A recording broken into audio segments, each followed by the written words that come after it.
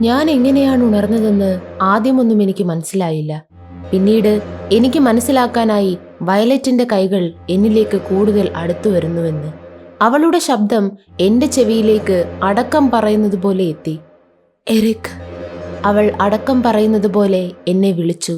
ഞാൻ അവളുടെ തലയണയുടെ അടുത്തേക്ക് എന്റെ ചെവി ചേർത്തു പിടിച്ചു.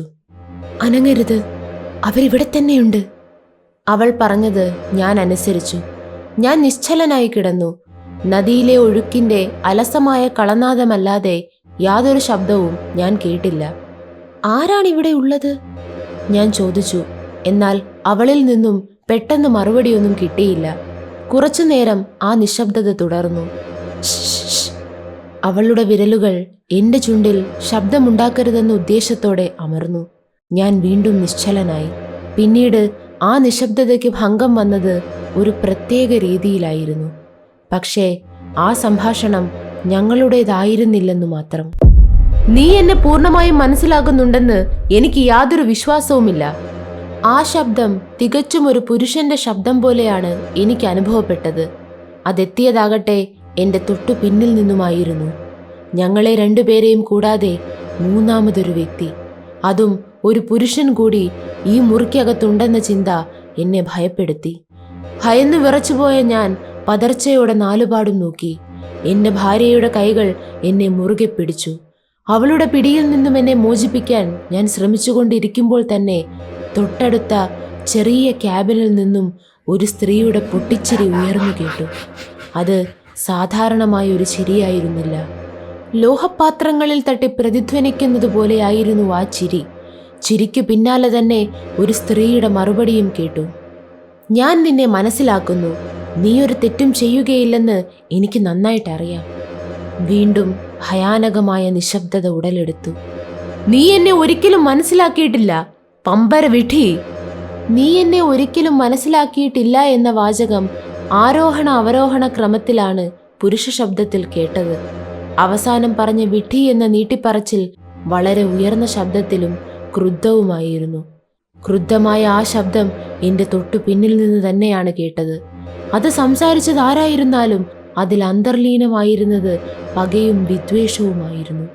ഞാൻ ചാടി എഴുന്നേറ്റ് കട്ടിലിന് പുറത്തു ചാടി. നിങ്ങളിവിടെ എന്ത് ചെയ്യുകയാണ്? ഞാൻ അലറിക്കരഞ്ഞുകൊണ്ട് വിളിച്ചു ചോദിച്ചു. എന്റെ ചോദ്യത്തിന് യാതൊരു മറുപടിയും കിട്ടിയില്ല. ശൂന്യമായ അന്തരീക്ഷത്തോട് ചോദിച്ചതുപോലെ ആയിരുന്നു അത്.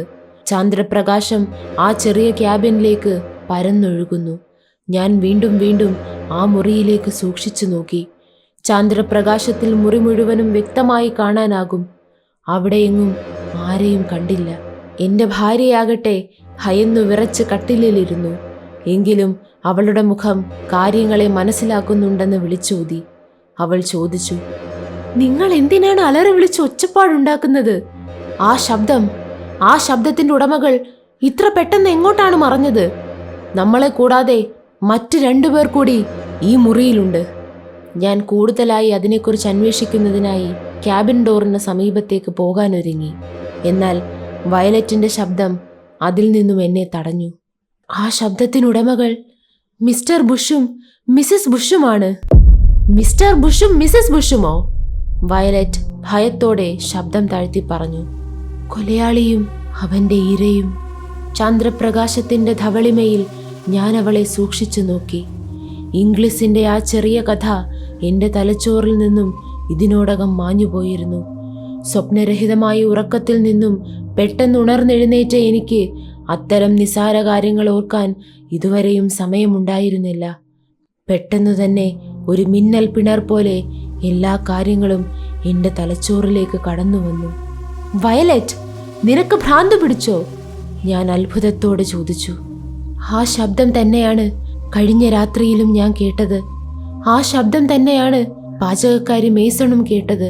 ഇപ്പോൾ നിങ്ങളും അതേ ശബ്ദം തന്നെ കേട്ടിരിക്കുന്നു.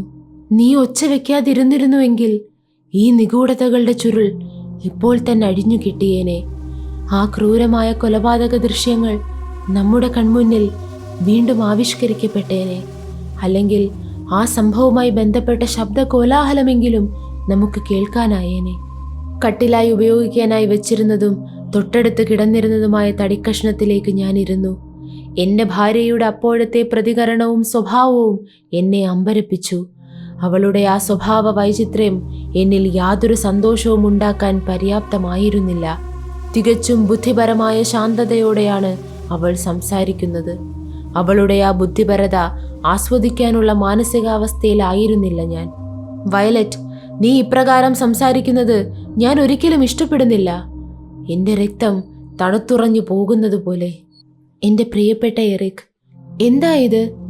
നിഗൂഢമായി പെരുമാറുന്നവരുടെ സാന്നിധ്യത്തിൽ നമ്മുടെ മനോഭാവം വികാരരഹിതമായ വിമർശനങ്ങളുടേതായിരിക്കണമെന്ന് നിങ്ങൾ സ്വയം പറയുന്നത് ഞാൻ കേട്ടിട്ടുണ്ട്. തികച്ചും ദുരൂഹമായൊരു കൊലപാതകം ഇവിടെ ഈ മുറിയിൽ സംഭവിച്ചിട്ടുണ്ട്. ഞാൻ വിറയ്ക്കാൻ തുടങ്ങി. ഏതെങ്കിലും വിധത്തിൽ, ഏതെങ്കിലും പ്രത്യേകമായ സാഹചര്യത്തിൽ ഈ കൊലപാതകത്തെക്കുറിച്ച് കൂടുതലായി അന്വേഷിച്ചറിയാനുള്ള അവസരങ്ങൾ ലഭിച്ചാൽ ആ ക്രൂരതയുടെ അടിത്തട്ട് വരെ കണ്ടെത്തേണ്ടത് നമ്മുടെ കടമയാണ്. അതിനുള്ള അവസരമായിട്ടാണ് ഞാൻ ഇതിനെ കാണുന്നത്. ഞാൻ മറുപടിയൊന്നും പറയാതെ വാതിലുകൾ സൂക്ഷ്മമായി പരിശോധിച്ചു. അതെല്ലാം നന്നായി കുറ്റിയും കൊളുത്തും ഉപയോഗിച്ച് ബന്ധിപ്പിച്ചിരിക്കുകയാണ്. മുറിയുടെ പൂട്ടുകൾ തകർത്തതിൻ്റെ യാതൊരു ലക്ഷണവും കാണാനില്ലായിരുന്നു. ഞാൻ വീണ്ടും കിടക്കയിലേക്കെത്തി. ഷീറ്റ് ശരീരത്തിലേക്ക് വലിച്ചിട്ട് ഞാൻ കിടന്നു. ഈ സമയം വയലറ്റ് എൻ്റെ ചെവിയിൽ മന്ത്രിച്ചു. ഒരുപക്ഷെ നമ്മൾ നിശബ്ദരായിട്ടിരിക്കാമെങ്കിൽ അവർ വീണ്ടും വന്നേക്കും. അത്ര വലിയ സവിശേഷ വ്യക്തിത്വത്തിനൊന്നും അർഹനായിരുന്നില്ല ഞാൻ ഇതുവരെയും. ഇപ്പോഴിതാ ഇവിടെ ഞാനൊരു വലിയ മനുഷ്യനായി മാറിയിരിക്കുന്നു. അവർ വീണ്ടും വരണമെന്ന് എനിക്ക് ആഗ്രഹമില്ലെന്ന് അതിശക്തമായ ഭാഷയിൽ തന്നെ ഞാൻ വിശദീകരിക്കാൻ പോകുകയായിരുന്നു. അപ്പോൾ നീ അതെനിക്ക് തരുന്നതാണ് നല്ലത്. ഒരു സ്ത്രീയുടെ ശബ്ദം പോലെ അത് തോന്നിച്ചിരുന്നു. ആ ശബ്ദം എൻ്റെ ചെവിയിലേക്ക് എത്തിയത് ഏതാണ്ട് എൻ്റെ പിന്നിൽ നിന്നും 12 ഇഞ്ച് അകലത്തിൽ നിന്നാണ്. എന്നാൽ ഒരു സാധാരണ സ്ത്രീയുടെ ശബ്ദമാണെന്ന് പറയാനും കഴിയുന്നില്ല. യാതൊരു മടിയും കൂടാതെ തന്നെ എനിക്ക് പറയാനാകും. ഏത് സാഹചര്യത്തിൽ ഇരുന്നായാലും ഞാൻ കേട്ട ആ ശബ്ദത്തെക്കുറിച്ച് എനിക്ക് തറപ്പിച്ച് തന്നെ പറയാനാകും.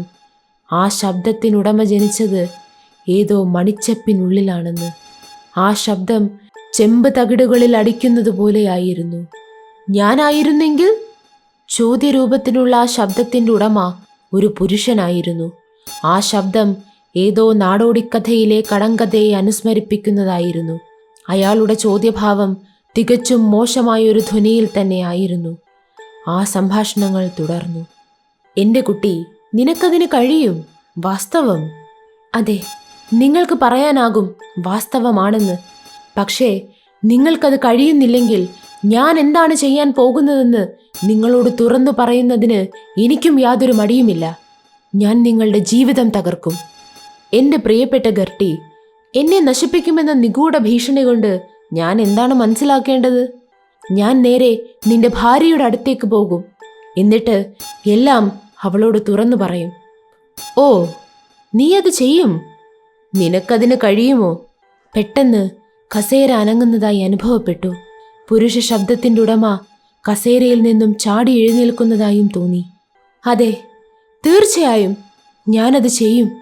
ഏതാനും നിമിഷത്തേക്ക് രംഗം നിശബ്ദമായി. ശബ്ദത്തിൻ്റെ ഉടമകൾ ഇപ്പോൾ മുഖാമുഖം നോക്കി നിൽക്കുകയാണെന്ന് ആർക്കും ഊഹിക്കാവുന്നതേയുള്ളൂ. ഒരു ചിത്രകാരൻ്റെ ഭാവനയിൽ ഈ രംഗം ചിത്രീകരിക്കുകയാണെങ്കിൽ ആ സ്ത്രീയുടെ മുഖത്ത് ധിക്കാരത്തിൻ്റെ ഭാവങ്ങളും ആ പുരുഷന്റെ മുഖത്ത് വരാനിരിക്കുന്ന ഒരു കൊടുങ്കാറ്റിൻ്റെ ഭാവങ്ങളുമായിരിക്കും ചിത്രീകരിക്കുക. ആ നിശബ്ദതയെ ഭഞ്ജിച്ചത് പുരുഷന്റെ ശബ്ദമാണ്. കൊള്ളാം എൻ്റെ പ്രിയ ഗർട്ടി, വളരെ മനോഹരമായിരിക്കുന്നു. ഈ വൈകുന്നേരം നീ എന്നെ ഭീഷണിപ്പെടുത്താനാണോ പ്രയോജനപ്പെടുത്തുന്നത്? എന്നാൽ ഞാനും ഈ വൈകുന്നേരം തിരഞ്ഞെടുത്തത് മറ്റൊന്നിനായിട്ടാണ്. പക്ഷേ അതൊരു ഭീഷണിയൊന്നുമല്ല. നിന്നോട് ചില കാര്യങ്ങൾ അറിയിക്കുന്നുവെന്നു മാത്രം. എനിക്കൊരു തീപ്പെട്ടി തരൂ, അവൾ അയാളോട് യാചനാസ്വരത്തിൽ ആവശ്യപ്പെട്ടു. നിനക്കെന്ത് നൽകാനും എനിക്ക് സന്തോഷമാണ് എൻ്റെ പ്രിയ ഗർട്ടി. അതിനതിൻ്റെതായ കാരണവുമുണ്ടെന്ന് നിനക്ക് ബോധ്യമാകും. വീണ്ടും ഭയാനകമായ നിശബ്ദത. ഈ നിശബ്ദതയ്ക്കിടയിൽ എൻ്റെ ഭാര്യ ദീർഘമായി നിശ്വസിക്കുന്നത് എനിക്ക് കേൾക്കാനായി. ഞാനാകട്ടെ ഒന്ന് ശ്വസിക്കാൻ പോലും ധൈര്യമില്ലാതെ അന്ധാളിച്ചിരിക്കുകയാണ്. പെട്ടെന്ന് ഒരു പ്രകാശം മിന്നിമറഞ്ഞു. തീപ്പെട്ടി ഉരയ്ക്കുന്നതിൻ്റെ ശബ്ദവും കേട്ടു. തികച്ചും അപ്രതീക്ഷിതമായിട്ടാണ് ആ വെളിച്ചവും തുടർന്നുള്ള ശബ്ദവും എത്തിയത്. അതെന്നെ ഭയാക്രാന്തനാക്കി. ഭയം കൊണ്ട് എൻ്റെ ഞരമ്പുകൾ വലിഞ്ഞു മുറുകി. ഞാൻ കട്ടിലിൽ പകുതി എഴുന്നേറ്റിരുന്നു. ശബ്ദിക്കരുത് എന്ന താക്കീത് നൽകിക്കൊണ്ട് എൻ്റെ ഭാര്യ എൻ്റെ ചുണ്ടത്തെ വിരലുകൾ വെച്ചു. അവൾ എന്നെ വീണ്ടും കട്ടിലിലേക്ക് പിടിച്ചിട്ടു. എൻ്റെ ഭാര്യ ശബ്ദം താഴ്ത്തി പിറുപിറുക്കുന്നത് പോലെ പറയാൻ തുടങ്ങി. എൻ്റെ എല്ലാ ഇന്ദ്രിയങ്ങളും അതീവ ജാഗ്രതയിലായിരുന്നതിനാൽ മാത്രമാണ് അവൾ പറയുന്നത് എനിക്ക് കേൾക്കാനായത്. അല്ലയോ മണ്ട ശിരോമണി, അവളൊരു തീപ്പെട്ടിക്കമ്പുരച്ചതാണ്. അവരങ്ങനെ ചെയ്യുന്നുണ്ടാകാം. പക്ഷെ അവർ ആരാണ്? അവൾ കാര്യങ്ങളെ എത്ര നിസ്സാരമായിട്ടാണ് കാണുന്നത്? ഞാനതറിയാൻ ആഗ്രഹിക്കുന്നു. തീപ്പെട്ടി ഉരയ്ക്കുന്നതിൻ്റെ കിരുകിരാ ശബ്ദവും മിന്നൽ പിണർ പോലെ കത്തുന്ന തീയും പ്രകാശവും പെട്ടെന്ന് പെട്ടെന്ന് അവിടെയും ഇവിടെയും കത്തിയമർന്നു. ആരാണ് തീപ്പെട്ടി ഉരയ്ക്കുന്നതെന്ന് എനിക്കറിയണമായിരുന്നു. അങ്ങേയറ്റം അതെവിടെ നിന്നാണെന്നെങ്കിലും എനിക്കറിയണമായിരുന്നു. ഞാൻ തലതിരിച്ച് ക്യാബിൻ്റെ മറുവശത്തേക്കുള്ള വാതിലിലേക്ക് നോക്കി. എൻ്റെ ഭാര്യയ്ക്ക് മനസ്സിലാക്കാനായി എൻ്റെ മനസ്സിലൂടെ കടന്നു പോകുന്നത് എന്താണെന്ന്. അവിടെ എങ്ങും യാതൊന്നുമില്ല. അവൾ പിറുപിറുത്തു. ആരുമില്ല. ശരി, ഞാൻ അംഗീകരിക്കുന്നു. പക്ഷേ ഈ തീപ്പെട്ടി കത്തിക്കൽ, അവിടെ ഒന്നുമില്ലെന്ന് മനസ്സിനെ ഞാൻ പറഞ്ഞു പഠിപ്പിക്കാൻ ശ്രമിച്ചു. അതുകൊണ്ട് തന്നെ അതെന്താണെന്നറിയാനുള്ള അന്വേഷണം ഞാൻ അവസാനിപ്പിച്ചു. എൻ്റെ ഭാര്യയ്ക്ക് തോന്നിയതുപോലെ എൻ്റെ ശബ്ദത്തിൽ എനിക്ക് പൂർണ്ണമായും ഒരു നിയന്ത്രണം ഉണ്ടായിരിക്കില്ലെന്ന് എനിക്കും തോന്നി. തീപ്പെട്ടിക്കമ്പ് ഉരയ്ക്കുന്നത് തുടർന്നു. പെട്ടെന്ന് എന്തോ ഒരു മണം എൻ്റെ നാസാരന്ധ്രങ്ങളിലേക്ക് തള്ളിക്കയറി വന്നു. ഇല്ല, എനിക്ക് തെറ്റിയിട്ടില്ല. സിഗരറ്റ് പുകയുന്ന മണമാണ് അനുഭവപ്പെടുന്നത്. ആ സ്ത്രീ ഒരു സിഗരറ്റിന് തീ പിടിപ്പിച്ചിട്ടുണ്ടാവണം. അതവൾ തന്നെയാണെന്ന് ഞാൻ ഉറപ്പിച്ച് ചിന്തിക്കാൻ കാരണം, എൻ്റെ പ്രിയപ്പെട്ടവളെ, നീ കത്തിച്ചു കഴിഞ്ഞെങ്കിൽ തീപ്പെട്ടി എനിക്ക് തരൂ എന്ന് അയാൾ അവളോട് പറയുന്നത് ഞാൻ കേട്ടിരുന്നു. തീപ്പെട്ടി കൈമാറ്റം ചെയ്തിട്ടുണ്ടായിരിക്കുമെന്ന് ഞാൻ ഊഹിച്ചു. ഇപ്പോൾ സിഗരറ്റിൻ്റെ ഗന്ധം ഇരട്ടിച്ചിരിക്കുന്നു. അങ്ങനെയെങ്കിൽ അയാളും ഒരു സിഗരറ്റ് കത്തിച്ചിട്ടുണ്ടാവണം. എനിക്ക് കോപം വന്നു തുടങ്ങിയിരുന്നു എന്ന കാര്യം സത്യമാണ്. എൻ്റെ പല്ലുകൾ ഞെരിഞ്ഞമർന്നു. എൻ്റെ കോപമെല്ലാം നിശബ്ദമായി ഞാൻ പ്രകടിപ്പിച്ചു. പക്ഷേ അത് ശക്തമായിരുന്നു. ഹോ, എനിക്കത് ഓർക്കുമ്പോൾ തന്നെ കലി അരിച്ചു കയറുകയാണ്. രണ്ട് അപരിചിതരായ മനുഷ്യർ, അല്ലെങ്കിൽ അത് പ്രേതമായിരിക്കാം, ഇപ്പോൾ ക്ഷണിക്കപ്പെടാതെ എൻ്റെ ക്യാബിനിൽ ഞങ്ങളോടൊപ്പം കഴിയുന്നു. അവർ അവിടെ നിന്ന് പുകവലിക്കുന്നു. എത്ര നേരം ഇത് സഹിക്കാനാകും? തീപ്പെട്ടി ഉരയ്ക്കുന്നത് നിന്നു. ഇപ്പോൾ സിഗരറ്റ് കത്തുന്നതിൻ്റെ കനലുകൾ മാത്രം കാണാം. പുരുഷന്റെ ശബ്ദം ഉയർന്നു കേട്ടു. എൻ്റെ ഗർട്ടി, ഞാൻ നിന്നോട് പറയാൻ ആഗ്രഹിച്ചത്, നിന്നെ അറിയിക്കാൻ ആഗ്രഹിച്ചത് ഇതാണ്. നമ്മൾ തമ്മിൽ വേർപിരിയാനുള്ള സമയമായിരിക്കുന്നു. ഒരു മറുപടി കിട്ടാനായിട്ടെന്ന വണ്ണം അയാൾ അല്പനേരം നിശബ്ദനായി. പക്ഷേ മറുപടിയൊന്നും കിട്ടിയില്ല. അയാൾ തുടർന്നു. നമ്മുടെ വേർപിരിയലിന് ആവശ്യമായ കാരണങ്ങൾ ഇനിയും വലുതാക്കാൻ ഞാൻ ആഗ്രഹിക്കുന്നില്ല. അതിനുള്ള കാരണങ്ങൾ ഇപ്പോൾ തന്നെ ആവശ്യത്തിനുണ്ടല്ലോ. വീണ്ടും നിശബ്ദത. ആ നിശബ്ദതയെ ഭഞ്ജിച്ചത് സ്ത്രീ ശബ്ദമാണ്. നിങ്ങൾ എനിക്കായി കരുതിയിരിക്കുന്നത് എന്താണ്? നമ്മുടെ വേർപിരിയലിന് കാരണമായിട്ടുള്ളത്, ഒരുപക്ഷെ ഏറ്റവും ശക്തമായ കാരണമായിട്ടുള്ളത് തന്നെ, നീ അത് ആദ്യം തന്നെ അംഗീകരിക്കുക എന്നതാണ്. എന്ന് പറഞ്ഞാൽ നിനക്കായി നൽകാൻ ഇനി എൻ്റെ കയ്യിൽ യാതൊന്നും അവശേഷിക്കുന്നില്ല എന്ന് നീ സമ്മതിക്കുക എന്നതാണ്. ശരി, നീ തന്നെ പറയുക, അവൾ പറഞ്ഞു. കൃത്യമായി തന്നെ ഞാനത് സൂചിപ്പിച്ചിരിക്കുന്നു. ഞാൻ പറഞ്ഞതിൽ തന്നെ എല്ലാം അടങ്ങിയിരിക്കുന്നു. നീ പറഞ്ഞതിൻ്റെ അർത്ഥം നീ എനിക്കായി യാതൊന്നും തരികയില്ലെന്ന് തന്നെയാണോ? ഞാൻ അർത്ഥമാക്കിയത്, എൻ്റെ പ്രിയപ്പെട്ട ഗർട്ടി, അതെ, അത് തന്നെയാണ്. നിനക്ക് യാതൊന്നും നൽകാൻ ഞാൻ ഉദ്ദേശിക്കുന്നില്ല. നീ എന്നിൽ നിന്നും വേർപിരിയുന്നത് വെറും കൈയോടെയായിരിക്കും. ഈ ശബ്ദം അവളുടെ ചുണ്ടുകളിൽ നിന്നും പുറത്തേക്ക് വന്നത് തികച്ചും പരിഹാസരൂപേണയായിരുന്നു. അവൾ തുടർന്നു. എൻ്റെ കുട്ടി, നീ എനിക്കൊരു 100 പവനെങ്കിലും തന്നേ മതിയാകൂ, അല്ലെങ്കിൽ നിന്റെ ജീവിതം ഞാൻ നശിപ്പിക്കും. വീണ്ടും നിശബ്ദത. ഒരു പക്ഷേ ആ മനുഷ്യൻ അവളുടെ സ്വഭാവത്തെക്കുറിച്ച് വിശകലനം ചെയ്യുകയായിരിക്കും. എന്റെ ജീവിതം നശിപ്പിക്കുമെന്ന് നീ പറയുന്നുണ്ടല്ലോ, അതുകൊണ്ട് നിനക്കെന്ത് പ്രയോജനമാണുള്ളത്? ഞാനതൊന്നും ചിന്തിക്കുന്നില്ല, പക്ഷേ ഞാനത് ചെയ്തിരിക്കും. നീ ചിന്തിക്കുന്നത് നിന്നെക്കുറിച്ച് എനിക്ക് യാതൊന്നും അറിയത്തില്ലെന്നായിരിക്കും. എന്നാൽ എനിക്കെല്ലാം അറിയാം. ഒരു പക്ഷേ നീ ചിന്തിക്കുന്നത് പോലെ ഞാനത്ര മൃദുലഹൃദയൊന്നുമല്ല. നിന്റെ കയ്യിൽ പണമില്ലെങ്കിൽ നീ നിന്റെ ഭാര്യയോട് ചോദിക്കുക. നീ തിരിച്ചുപോയി ആവശ്യത്തിന് പണം അവളിൽ നിന്നും വാങ്ങി വരിക. നീ എന്നോട് കാണിച്ചത് മര്യാദകേടാണ്, ഏറ്റവും മോശമായ പ്രവൃത്തി തന്നെയാണ്. എന്തുകൊണ്ട് നിങ്ങൾ പോയി നിങ്ങളുടെ ഭാര്യയോടും അതേ രീതിയിൽ പെരുമാറിക്കൂടാ? അതെനിക്ക് മനസ്സിലാക്കാനാവുന്നില്ല. ഞാൻ കാര്യങ്ങളെല്ലാം അവളോട് തുറന്നു പറഞ്ഞാൽ നിനക്ക് അവളിൽ നിന്നും കിട്ടുന്ന സ്വീകരണം അത്ര ഊഷ്മളമായിരിക്കില്ല. അതല്ലേ കാര്യം? നീ എനിക്ക് 100 പവൻ തരിക, അല്ലെങ്കിൽ ഞാൻ നേരെ നിന്റെ വീട്ടിലേക്ക് പോകും. എന്നിട്ട് എല്ലാ കാര്യങ്ങളും അവളോട് തുറന്നു പറയും. ഓ ഇല്ല, നീ അങ്ങനെ ഒരിക്കലും ചെയ്യില്ല. എന്തുകൊണ്ട് ചെയ്യില്ല? ഞാൻ ഉറപ്പിച്ചു പറയുന്നു, ഞാനത് ചെയ്യും. ഇല്ല, നിനക്കതൊരിക്കലും ചെയ്യാനാവില്ല. ഞാൻ തീർത്തു പറയുന്നു, ഞാനത് ചെയ്യും. ഞാൻ നിനക്കൊരു മുന്നറിയിപ്പ് നൽകുകയാണ്. ഇനി ഞാനിവിടെ നിൽക്കാൻ ഉദ്ദേശിക്കുന്നില്ല.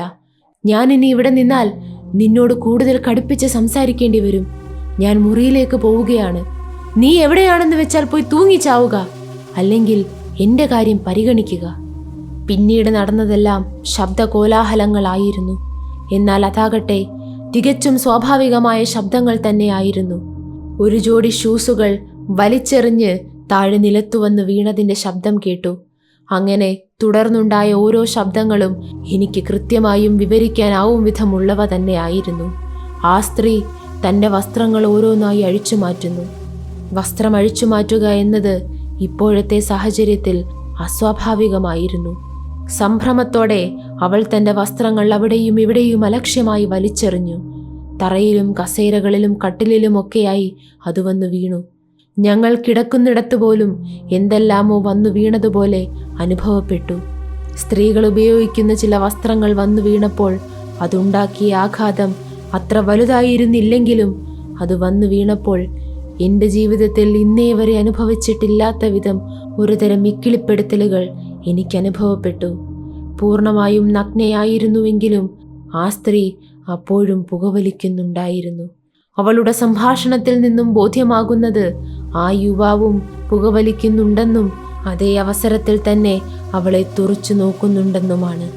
നിങ്ങളിങ്ങനെ പുച്ഛത്തോടെ തുറച്ചു നോക്കി നിൽക്കുന്നത് എനിക്കിഷ്ടമല്ല. ഞാൻ അകത്തേക്ക് പോവുകയാണ്. ഞാൻ പുറത്തേക്കും പോവുകയാണ്. നീ ഉപദേശിച്ചതുപോലെ തൂങ്ങിച്ചാകാനല്ല, ഡെക്കിൽ കയറി നിന്ന് ഈ സിഗരറ്റ് ഒന്ന് വലിച്ചു തീർക്കാനാണ്. ഒരുപക്ഷെ ഞാൻ തിരിച്ചെത്തുമ്പോഴേക്കും നിന്റെ മനസ്സൊന്ന് തണുത്തിട്ടുണ്ടാകും. നീ നിന്നെ തന്നെ പുകഴ്ത്തല്ലേ? ഞാൻ പറഞ്ഞതെന്താണോ അത് ചെയ്തിരിക്കും. ഒരു 100 പവൻ അല്ലെങ്കിൽ എല്ലാം നിന്റെ ഭാര്യയെ അറിയിക്കും. അവൻ വളരെ മൃദുവായിട്ടൊന്ന് ചിരിച്ചു. അവളുമായിട്ടൊരു വഴക്കൊഴിവാക്കാനാണ് അവൻ ആഗ്രഹിച്ചതെന്ന് തോന്നുന്നു. പിന്നീട് ഞങ്ങൾ കേട്ടത് മുറി കുറുകെ കടന്ന് അവൻ മുകളിലേക്ക് കയറിപ്പോകുന്നതിൻ്റെ കാലടി ശബ്ദമാണ്. കതക് തുറക്കുന്നതും മടയ്ക്കുന്നതും കേട്ടു. അല്പസമയത്തിനുള്ളിൽ തന്നെ അവൻ ഇറങ്ങി വരുന്നതിൻ്റെ ശബ്ദവും കേട്ടു. പിന്നെ തികച്ചും കൗതുകകരമായതും അളന്ന് തിട്ടപ്പെടുത്തിയതുപോലെയുള്ളതുമായിട്ടുള്ള അവൻ്റെ കാലച്ചകളാണ് കേട്ടത്. അതാകട്ടെ അവൻ സ്റ്റെയർ മുകളിലേക്കും താഴേക്കും കയറുകയും ഇറങ്ങുകയും ചെയ്യുന്നതിൻ്റെ ശബ്ദമായിരുന്നു. ഈ സമയം ക്യാബിനുള്ളിൽ പരിപൂർണമായ നിശബ്ദതയായിരുന്നു. പിന്നീട് തീർത്തും അവശയായിട്ടെന്ന പോലെ അവളുടെ ദുർബലമായ ശബ്ദം കേട്ടു. ഞാൻ അങ്ങനെ തന്നെ ചെയ്യും. അവൻ്റെ വാക്കുകളെ ഞാൻ തള്ളിക്കളയുന്നു. അവളുടെ തൊണ്ടയ്ക്ക് ഒരിടർച്ച അനുഭവപ്പെട്ടു. അവൾ തുടർന്നു. അവൻ എന്നെ അല്പം പോലും മാനിക്കുന്നില്ല. പെട്ടെന്ന് തന്നെ അവൾ തൻ്റെ മുട്ടുകാലുകളിൽ നിവർന്നു നിന്നുകൊണ്ട് മുകളിലേക്ക് സ്വയം കുതിച്ചു ചാടി. ഞാൻ കിടന്നിരുന്ന കട്ടിലിൽ തന്നെ വിരിച്ചിരുന്ന ബെഡ്ഷീറ്റിനുള്ളിലേക്ക് തലയും കൈകളും തിരുകി വെച്ച് അവൾ കിടക്കാൻ തുടങ്ങി. വളരെ കുറച്ച് സ്ഥലം മാത്രമാണ് അവിടെ അവശേഷിച്ചിരുന്നത്. അവളുടെ ചുണ്ടുകളുടെ സമ്മർദ്ദം എൻ്റെ ശരീരത്തിലേക്ക് തറഞ്ഞു കയറി. അപ്പോഴത്തെ എൻ്റെ മാനസികാവസ്ഥ, പരിപൂർണ നഗ്നയായ ഒരു സ്ത്രീ തൊട്ടരികിൽ കിടക്കുമ്പോഴുള്ള ആ മാനസികാവസ്ഥ എന്തായിരുന്നുവെന്ന് പറഞ്ഞറിയിക്കാൻ പ്രയാസമാണ്. കുറച്ചു സമയത്തെ നിശബ്ദതയ്ക്ക് ശേഷം അവൾ തേങ്ങിക്കരയാൻ തുടങ്ങി. വിറയ്ക്കുന്ന ശബ്ദത്തോടെ കരച്ചിലിനിടയിലും അവൾ എന്തെല്ലാമോ പിറുപിറുത്തുകൊണ്ടിരുന്നു. വയലറ്റും ഞാനും പരിപൂർണ നിശബ്ദതയിലാണ്. ആ സമയത്ത് സംസാരിക്കണമെന്ന് ഞങ്ങൾ ആഗ്രഹിച്ചിരുന്നുവെങ്കിലും അതിന് കഴിയുമായിരുന്നുവെന്ന് തോന്നുന്നില്ല. ഒരു സ്ത്രീയുടെ സാന്നിധ്യം സത്യമായിരുന്നുവെന്ന് ഞങ്ങൾ അനുഭവിച്ചറിയുകയാണ്. അവളുടെ ദുഃഖം യാഥാർത്ഥ്യമായിരുന്നു. അവളുടെ തേങ്ങിക്കരച്ചിലിനിടയിൽ പൂർണ്ണതയില്ലാത്ത വാക്കുകളും പുറത്തേക്ക് വന്നുകൊണ്ടിരുന്നു. ഞാൻ അവന് വേണ്ടി ചെയ്യാവുന്നതെല്ലാം ചെയ്തു. അവൻ എന്നെ സംരക്ഷിക്കണമെന്ന് ആത്മാർത്ഥമായി ആഗ്രഹിച്ചിരുന്നുവെങ്കിൽ അവനതിന് കഴിഞ്ഞേനെ. പെട്ടെന്ന്, വളരെ പെട്ടെന്നുള്ളൊരു യാന്ത്രിക ചലനത്തിലൂടെ, വർദ്ധിച്ച വീര്യത്തോടെ അവൾ ചാടി എഴുന്നേറ്റു. അവളുടെ പ്രവൃത്തികൾ അവ്യക്തമായിരുന്നു. എങ്കിലും അവളുടെ കൈകൾ പാദങ്ങളിലേക്ക് നീങ്ങുന്നതും ബെഡ്ഷീറ്റ് വലിച്ച് മുകളിലേക്കിടുന്നതും എനിക്കറിയാൻ കഴിഞ്ഞു. ഞാനൊന്നു പുളഞ്ഞു. പെട്ടെന്നവൾ കൈകൾ പിൻവലിച്ചു. കാൽപാദങ്ങളിൽ കൈകൾ പിടിച്ചുകൊണ്ട് അവൾ വീണ്ടും വിതുമ്പാൻ തുടങ്ങി. വളരെ പെട്ടെന്നാണ് അവളുടെ ശബ്ദത്തിന് മാറ്റം വന്നത്. എന്തൊരു വിഡ്ഢിയായതുകൊണ്ടാണ് ഞാൻ വെറുതെ ഒച്ചപ്പാടുണ്ടാക്കുന്നത്. അവൻ എന്നെ പരിഗണിക്കുമെന്ന് തോന്നുന്നില്ല. ഒരിക്കലുമില്ല. അവൾ വായുവിൽ വിരലുകൾ ഞൊടിക്കുന്നതിൻ്റെ ശബ്ദം ഞങ്ങൾ കേട്ടു. അവൾ തുടർന്നു, അവൻ ഒരിക്കലും അത് ചെയ്യില്ല. ഞങ്ങൾ സ്ത്രീകൾ എത്രമാത്രം വിഡ്ഢികളാണ്. എല്ലാ സ്ത്രീകളും എപ്പോഴും വിഡ്ഢികളാണ്. ഞാൻ എൻ്റെ ബെഡ്റൂമിലേക്ക് പോവുകയാണ്. വയലറ്റ് എൻ്റെ കയ്യിൽ അമർത്തിപ്പിടിച്ചു. തീർത്തും ക്ഷീണിതമായതും ദുർബലമായതുമായൊരവസ്ഥയിലായിരുന്നുവെങ്കിലും അവൾ പതുക്കെ പറഞ്ഞു, അവൾ നമ്മുടെ കിടക്കയിലാണ്. ഇനി നമ്മൾ ഇതിൽ കിടക്കുന്നത് അപകടമാണ്. തീർച്ചയായും നമ്മൾ കട്ടിലിൽ നിന്നും പോകേണ്ടിയിരിക്കുന്നു. അവൾ പറഞ്ഞത് തീർത്തും ശരിയായിരുന്നു. അപരിചിതയായ ആരോ ഒരാൾ സ്വന്തം കട്ടിലിൽ കൂടെ കയറി കിടന്നാലുള്ള അവസ്ഥയെന്ന് ഓർത്തു നോക്കൂ. വിരിപ്പുകൾ ചലിക്കുന്നു. എന്നാൽ അത് ഞങ്ങളുടേതല്ല. മറ്റെവിടെ നിന്നോ വരുന്നത് പോലെ, ഏതോ മായാജാലത്താൽ എത്തപ്പെടുന്നത് പോലെ. ഒരു മർമ്മര ശബ്ദം അലയടിക്കുന്നു. തണുത്ത കാറ്റ് ഞങ്ങളുടെ മുഖത്തുകൂടി വീശിയടിക്കുന്നു. ആരോ മനഃപൂർവ്വം ചെയ്യുന്നത് പോലെ. പിന്നെ ആരെല്ലാമോ ഞങ്ങളുടെ കട്ടിലിലേക്ക് കയറി കിടക്കുന്നത് പോലെ. വയലറ്റ് മരണവെപ്രാളത്തോടെ എന്ന വണ്ണം ശ്വാസം മുട്ടിക്കൊണ്ട് വിളിച്ചു പറഞ്ഞു, നമുക്കിവിടെ നിന്നും പോകണം. ഇല്ലെങ്കിൽ നമ്മുടെ ജീവനും അപകടത്തിലായേക്കും. ഈ കട്ടിലിൽ ഇപ്പോൾ അവൾ മാത്രമല്ലെന്ന് തോന്നുന്നു.